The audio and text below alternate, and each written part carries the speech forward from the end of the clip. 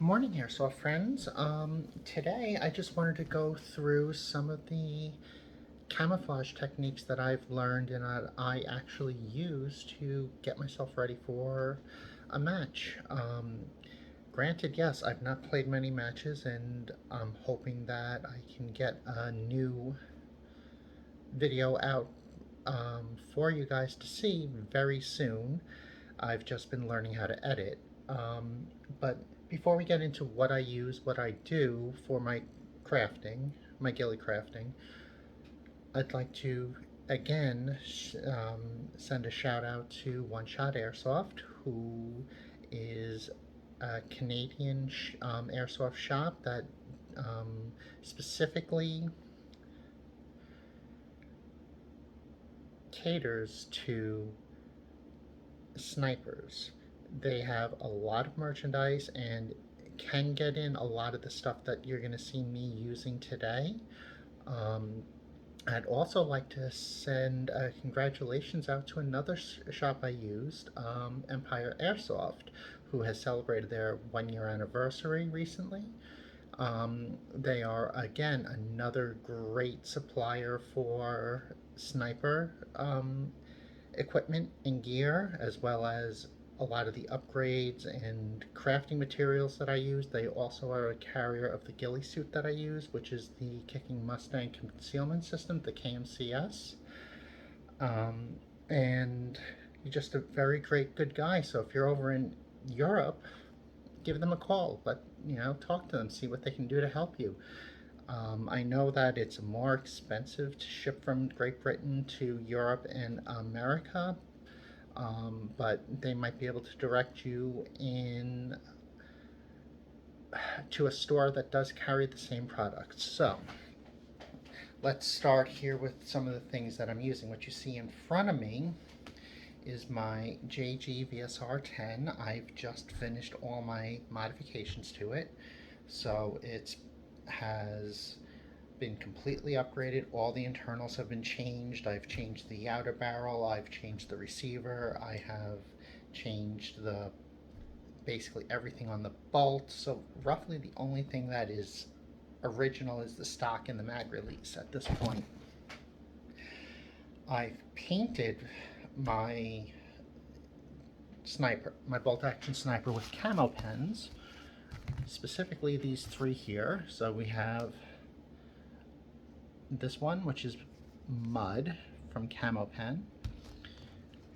This guy here, which is called which color is Grass. It's a bit brighter than I was expecting, so if you're not looking for very bright, you might not want to use this. I used it, I overdid it. I had to go back over it with a darker color to kind of break up the brightness, because you don't want to be too bright even in the summer, because it's just unnatural to be that way. This is the olive color from Camo Pens. It's actually a really dark olive green, which is really nice. It's what I use to actually break up the brightness of the grass when I realized I overdid it. And then there's this one, which is Sand, which is the lighter brown that you see kind of stippled in around this. So I used that. I painted the base in the mud color, and then I went over it and stippled on the olive, followed by the sand, followed by the grass, to create a layered effect. So you have a the darker tones to the back, and then you bring the brightness up, and then I just had to go over it again with the olive just to bring it down and kind of separate out the excess greens. For the mesh that you can see already starting to be applied to the barrel of the rifle is the KMCS Mesh, which comes in the crafting packs, or you can get it separately. I've gotten it through Empire. I've spoken with One Shot. They can get it. They just have to talk with Kicking Mustang and see how they can get it shipped over. I've already discussed it with him about getting the newest crafting pack from that's coming out. Just waiting to hear back if we're going to be able to get it. So this is the mesh. that I'm using to just overlay onto the gun to create basically a crafting base in order to put my cottons, put other effects to create more of a 3D effect.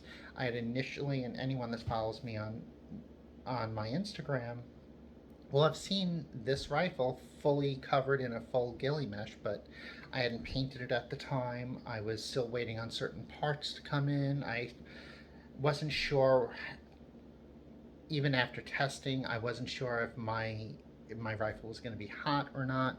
I found out that on the day that I went to play, that it was hot. I had to open it back up again, and it's just a lot of work to undo a wrap when you have to do that. So I'm kind of doing it a little bit differently this time in order to allow easier access. Shoe glue. I'm using small spots of it to kind of glue the mesh in places that I am looking to affix the mesh to. So I'm gonna shoe glue it. So right now what I have done is I have it shoe glued in 2 spots, to the back here and then to the front up here, just enough so that it's gonna hold. I don't need it to be super firm, super tight. I don't need the whole thing glued up. I just want a couple of spots so that it adds a little extra security into it. Because what I'm going to do is I'm going to actually zip tie those ends, or cable tie, depending on where you are. We all have them differently, to the back. Now these cable ties come in the KMCS crafting packs. I have thousands of them, so cutting a few to take off and undo my initial wrap was insignificant. You get thousands of them in each crafting pack, so don't be afraid.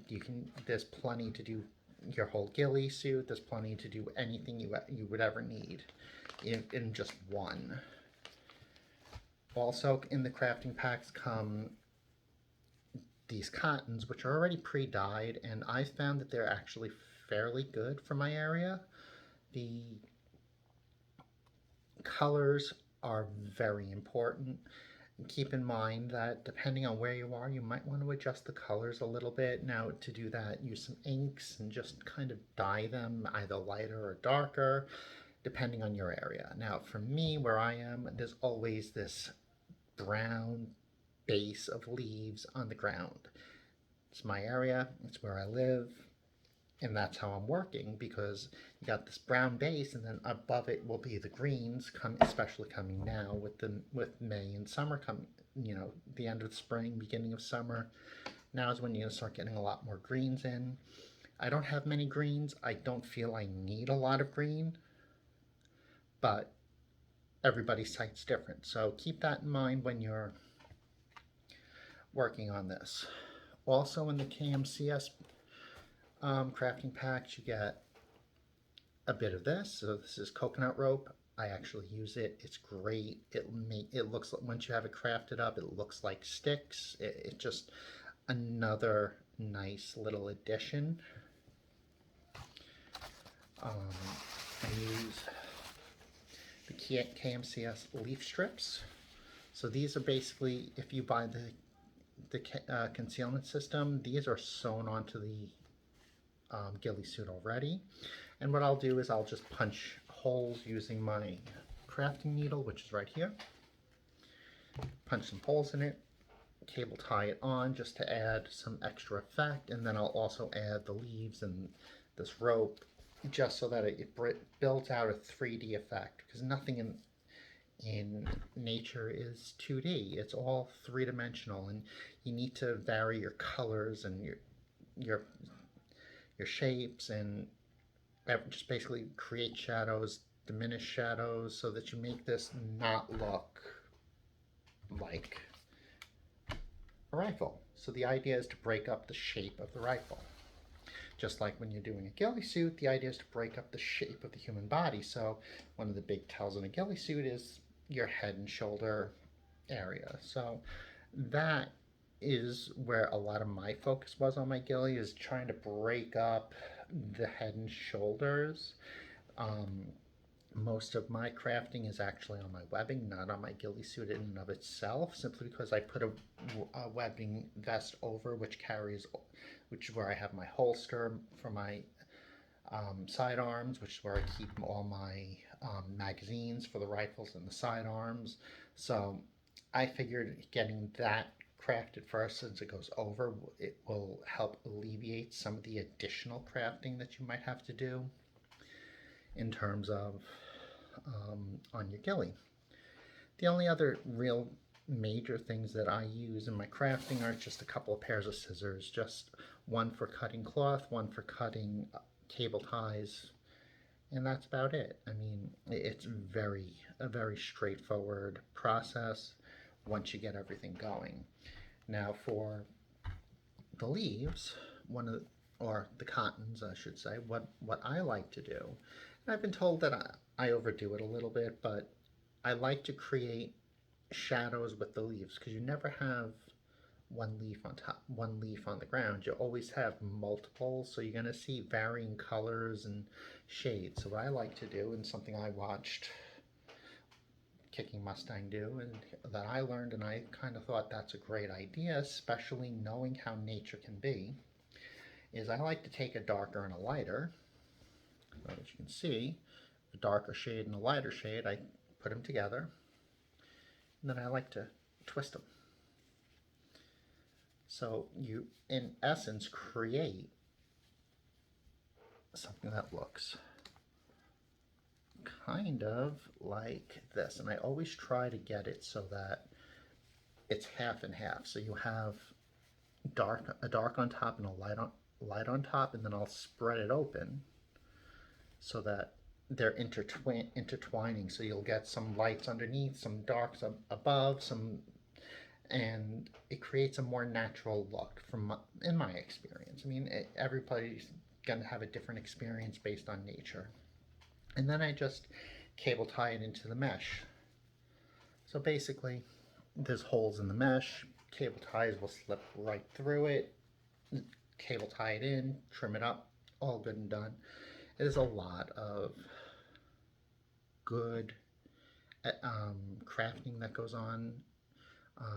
Silly Ghillie has a number of amazing tutorials on how to craft ghillie suits. Kicking Mustang does a lot of tutorials and live streams on what he does to create his ghillie suit and update his mesh, and what he does at the change season, how he updates his colors. A lot of the times what I'm looking for right now, not a lot of times, but what I'm looking for right now is really something that's going to get me through all seasons, where I can have to make minimal adjustment as possible based on the season. So what I want to do is I want to get some greens so that I can add additional greens into the browner base in order to help bring it out. So this should be about dry, because I've already put it on and dried it. Now all I'm going to do is just going to fold the mesh over, take a cable tie it down, and call it a day. I should open this first, but it's fine.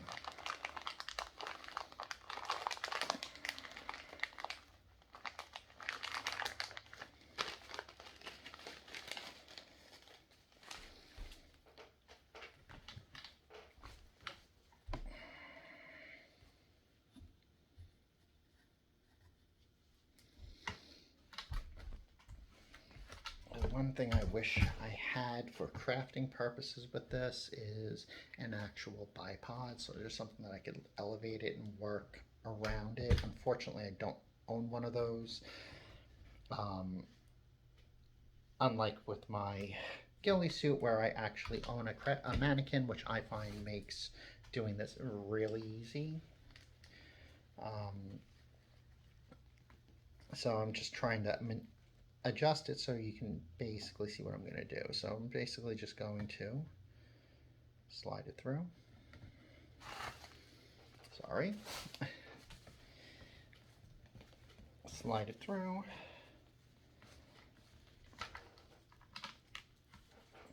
And then we're just going to bring it back, and that'll be that.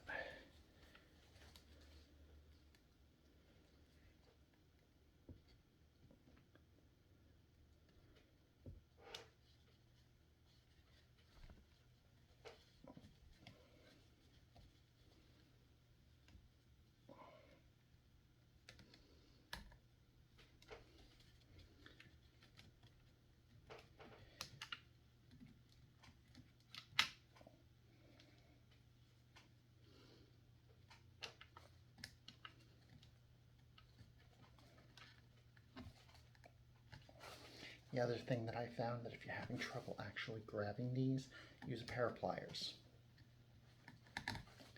Makes life really easy in that regard.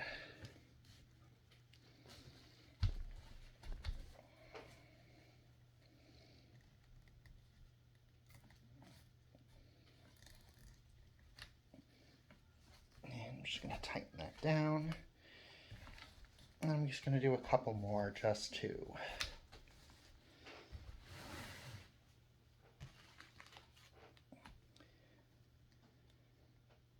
get it held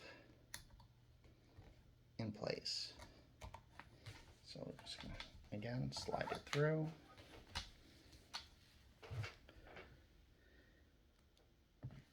Make sure you're going through both sides so that it basically creates a bit of a cylinder for you to work with.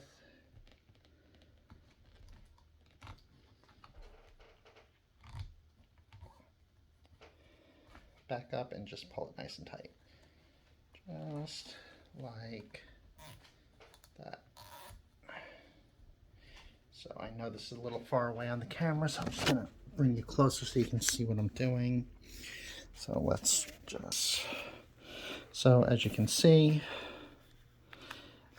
through on both of them so that you can, it holds. Now all I'm going to do is I'll add, flip this back. Obviously I'm working in my kitchen. I don't have my office set up yet, so I really don't have a full working station to do this work. So I'm working in the only space that I have. After I have these attached, I'm then going to take my leaf strips, which I'll put over here, and I'm just going to add them on to start creating a three-dimensional look to it. The other thing that you want to be careful of and you want to keep in mind as you're doing this is the height of your scope. So what you don't want to do is end up with interference with your scope, otherwise you can't see. So what I try to do with these, with leaf strips, is use the V's and try to make sure that I keep the V's to the top so that the leaves are more to the side, if that makes sense, so that I always have a clear sight down my scope, even with the leaf strips that I put around the top of the scope. Obviously I use this is for my scope cam. This is my TDC, so that's not actually in the way, so this actually helps me with my hop. So the idea is to make sure that I have clear line of sight throughout the scope so that when I'm aiming, I don't have a problem.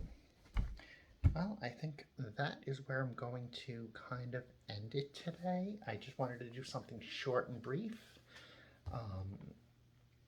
Again, any questions, feel free to ask. I'm more than willing to help. I help out and give a lot of advice over on Kicking Mustang's Discord server. So anyone that's looking for some additional advice, and it's not just on ghillies and snipers, it's a full airsoft community. So we have people that use AEGs, that use SMGs, that use all the different types. We have people that are in Australia that do Gelsoft. We have some paintball people. So it's more of a community for this. And we all share our ideas. We all bounce information off of each other. We all help each other. Um, Even in terms of teching. So we had a question recently as to why someone was having a scratching sound with his riff. So a bunch of us got together and started helping him tech through it so that he could lose that scratching sound, because you shouldn't have a scratching sound. You're gonna get a little bit of rub here and there, but it was a big metal scratch, which you don't want to hear that with your rifle. Anyway, again, that's going to be the end of my day. I'm expecting some help to do some work around the house, so I am going to sign off and say goodbye. And again, hope you like this. If you enjoy content like this, if you are looking forward to seeing some gameplay, if you're looking forward to just following along with me as I am starting this journey and going from a beginner airsoft sniper to hopefully end up where you see people like Kicking Mustang, One Punch Airsoft, Silly Gilly. I can name off more without even thinking twice. Novarich is another one. Um, so yeah, no, if you are interested in following along as I'm learning this, I'm going to do more videos of the things that I've encountered and of what I'm trying to learn how to do, because it's not easy. I've been editing my first gameplay for 4 weeks now. Again, I work full time. I actually work more than full time, but I work full time. I have family responsibilities. I have all sorts of things that I have to take care of, so I don't have a lot of time in a day to just sit down and edit at will. And learning it on top of that, which it makes it a lot longer. It's a much longer process because it's a lot of, did this work? Did that work? No. Okay, undo it all, restart. And we'll go through that, and I'll definitely do some videos on that so that other people that are trying to do this and get into this will see it. So if you really like that, if you want to follow this and you want to see where I've made mistakes, and hopefully it'll help you in the future, so like, subscribe, leave a comment, and I'll talk to you soon.